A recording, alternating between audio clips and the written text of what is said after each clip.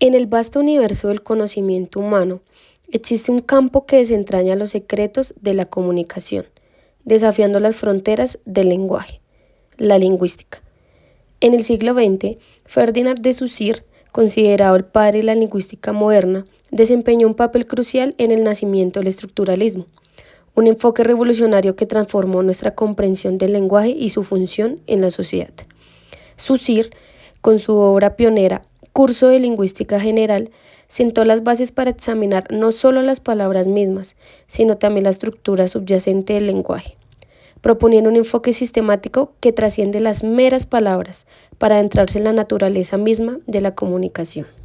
El estructuralismo, influenciado por las ideas de Saussure, nos recuerda un apartado del libro Cien años de soledad, el cual nos dice lo siguiente. Cuando su padre le comunicó su alarma por haber olvidado hasta los hechos más impresionantes de su niñez, Aureliano le explicó su método, y José Arcadio Buendía lo puso en práctica en toda la casa, y más tarde lo impuso a todo el pueblo. Con un hisopo entintado, marcó cada cosa con su nombre: mesa, silla, reloj, puerta, pared, cama, cacerola. Fue al corral y marcó los animales y las plantas: vaca, chivo, puerco, gallina, yuca, malanga, guineo.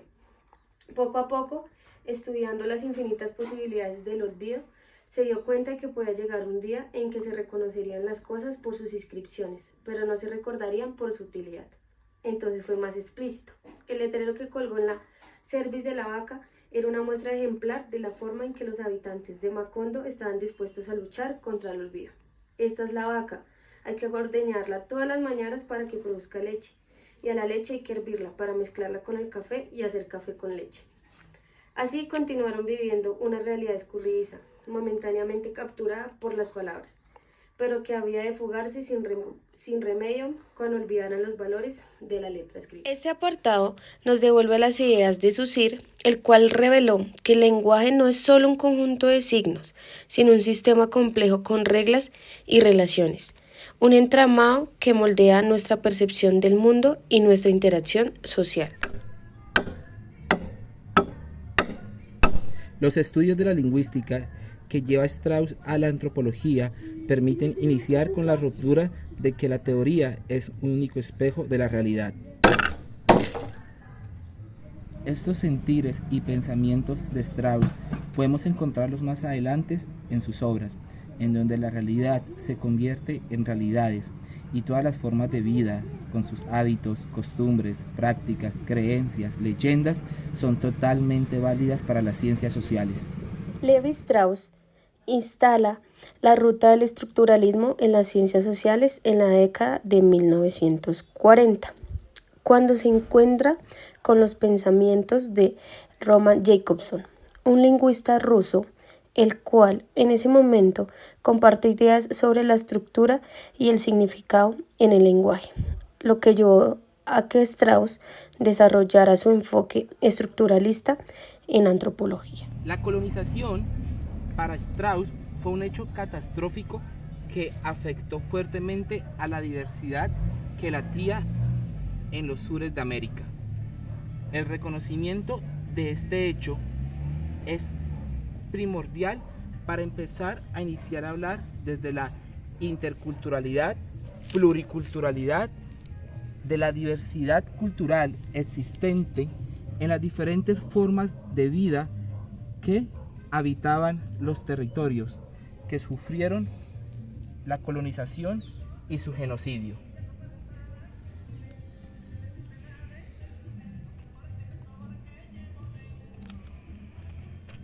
Los aportes del estructuralismo planteados por Saussure son recogidos por Strauss y llevados a la antropología y luego a las ciencias sociales.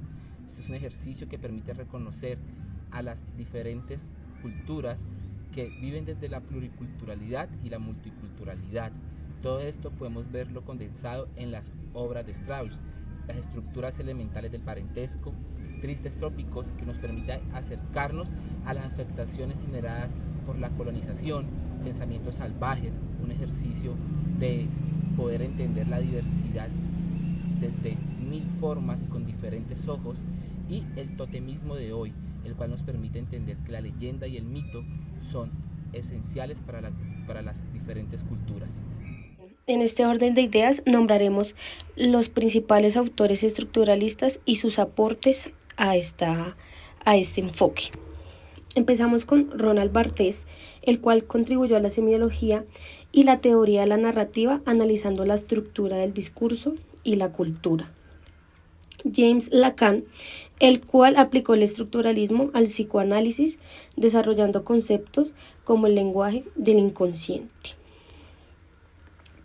Como siguiente tenemos a Balibar, el cual trabajó en la teoría marxista y la crítica ideológica desde una perspectiva estructuralista.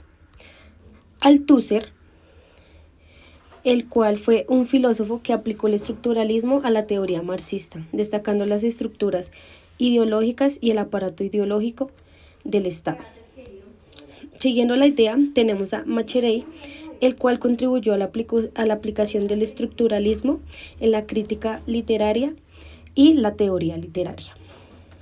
A su lado tenemos a Umberto Eco, el cual contribuyó al desarrollo de la semiótica y la teoría de la comunicación desde una perspectiva estructuralista. También tenemos a Georges Dumézil, el cual desarrolló un enfoque estructuralista en el estudio de la mitología y las religiones comparadas. Y por último, tenemos a Maurice Godelier, el cual contribuyó al análisis estructural en la antropología, especialmente en economía y producción. Hablar del tránsito entre estructuralismo y postestructuralismo nos invita a leer y conocer dos autores alemanes, a Nietzsche y a Heidegger. El primero le permite a los postestructuralistas tener una visión más diversa de las realidades, salirse de su estructura, entender y leer de una manera más compleja la situación del sujeto. Estos dos autores van a estar en el pensamiento y en la forma de sentir y asumir la realidad social, también hay que mencionarlo, de los postestructuralistas como Foucault, Deleuze, Derrida y Guattari. Vamos a ver que hay una gran influencia de Nietzsche en Foucault cuando empezamos a hablar de las relaciones de poder y empezarse a pensar un mundo en búsqueda de una transformación social.